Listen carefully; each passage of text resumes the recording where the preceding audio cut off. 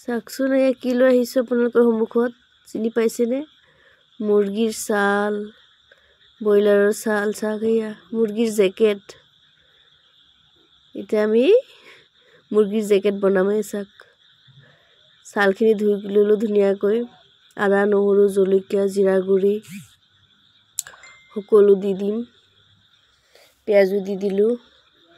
সকলো মছলা দি পেলাই ধুনীয়াকৈ সানি ল'ম।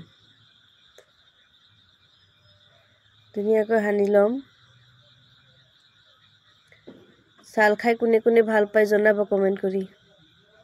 গোটেইখিনি সানি ল'লোঁ ধুনীয়াকৈ। চাওক কেঁচা জলকীয়া অলপ পিচি দিছোঁ। লং ইলাচি দিলোঁ যেতিয়া আপোনালোকক দেখাব নোৱাৰিলোঁ।